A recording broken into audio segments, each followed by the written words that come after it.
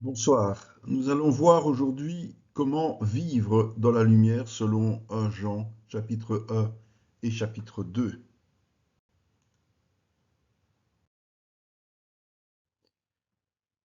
Il n'y a aucune ambiguïté en Dieu. Il est lumière. Et cela signifie qu'il n'existe pas la moindre ombre de ténèbres en lui. Il est tout simplement saint et parfait.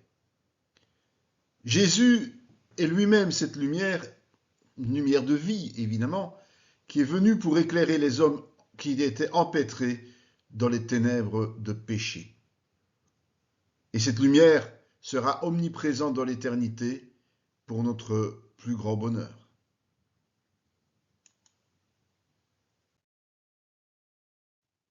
Ainsi, le chrétien est invité à marcher sous cet éclairage divin par la communion fraternelle et la sanctification par le sang de Jésus. Paul exprime cela comme étant la marche selon l'esprit, qui est totalement opposée au désir charnel.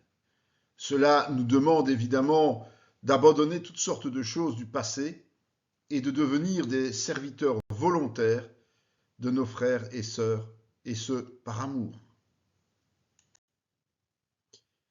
L'objectif du chrétien est évidemment de marcher dans l'obéissance et par conséquent de ne pas pécher. Puisque nous avons été libérés du péché, nous sommes invités à ne plus nous y adonner. Mais vivre dans la lumière ne signifie pas que nous sommes parfaits, loin de là. Et prétendre le contraire, c'est en fait prouver par l'absurde que nous sommes encore dans les ténèbres et que nous ne connaissons pas la vérité.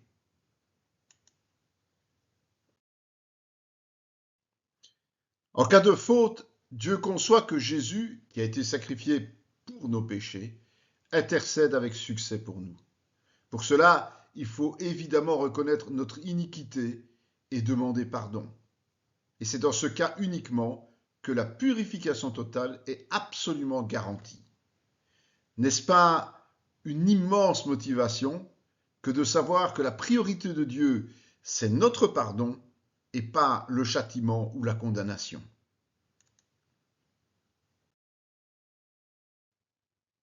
En conclusion, nous pouvons dire que vivre dans la lumière, c'est vivre dans l'obéissance à toute la parole de Dieu.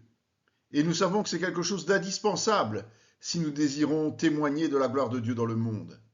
Alors ne tardons jamais à confesser nos péchés afin d'être porteurs de vie autour de nous.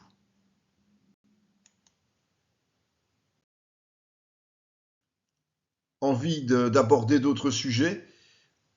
Je vous invite à nous rejoindre sur les plateformes du Centre chrétien Emmanuel et de partager avec nous cette connaissance parce que nous avons besoin tous d'être enrichis par la parole de Dieu.